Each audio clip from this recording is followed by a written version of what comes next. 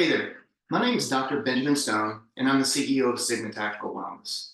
Now, I want to start this video by addressing a couple of things that we're hearing about our future HeartStart visit coming up for some of you later this month and next month. So we've been told that a few people are wanting to sort of hold off on participating in HeartStart until they can go through the full on-site complement that you experienced last year. And we completely understand this, but there's a couple of things that I want to make mention before that decision is cemented in some cases. First and foremost, we're hearing a lot of people say that potentially they want to go to their PCP and get some of these tests done.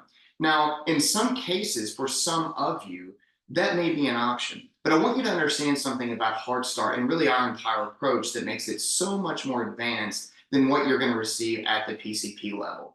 First and foremost, we're looking at the inclusion of bioinflammatory markers that are part of what we call an ALP1 or an advanced lipid panel. Now, what these inflammatory markers will do is really alert us to the early and potentially late stage of plaque development that can lead to a heart attack. And in some cases, and in a lot of cases, this often happens in young, fit-looking men and women. This is not something you can get at the PCP level unless you qualify for it. And a lot of the research that we're doing shows that 92% of individuals don't.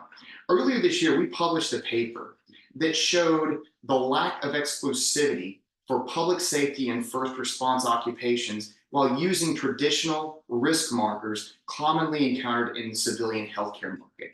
And what we found was when we randomly selected 3,300 patient charts, all of which had low to intermediate Framingham risk. Now, you may remember a Framingham risk score is the gold standard analytical technique determining your risk for developing a heart attack over the next 10 years. So in all 3,300 of these cases, we found they had a low to intermediate Framingham risk while having elevated inflammatory markers indicating the development of a heart attack was possible over the next 4 years at a level of 25%, which is absolutely shocking. So what that tells us is these civilian risk markers aren't just ineffective. In some cases, they're downright dangerous, especially for first response, high risk, high stress occupations like we see in law enforcement.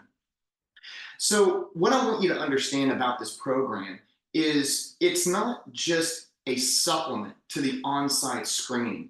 It is a great way of vetting whether it's your individual lifestyle change or in some cases medications from previous years' screening on the on-site model. It's a perfect way of determining the effect that it's had on your subsequent level of risk for your overall health. And so the point is, do HeartStart. It's a paid program. It's not something where you're going to incur out-of-pocket expenses, which is very likely to happen if you outsource this level of screening at the PCP level. Furthermore, we're not just looking at the amount of inflammatory marker present in the blood. We're looking at a thorough cross-section of liver health, of kidney health. We're looking at your immune system and whether or not there's something potentially going on in the background that's not good, or other factors that could indicate a subsequent reduction in health. And so, again, we just want you to understand that this program is put there for a measure of accountability, but it's not something you have to choose between the on-site program or experiencing HeartStart. They work as a complement to one another. And so we want to encourage you to investigate this program as a pre-approved, prepaid benefit from the state of Oregon, rolled out through Oregon State Police. Is definitely worth your time and interest. If there's any questions, please contact me directly. My information is out there, and I certainly wish you a safe and productive day. Thank you.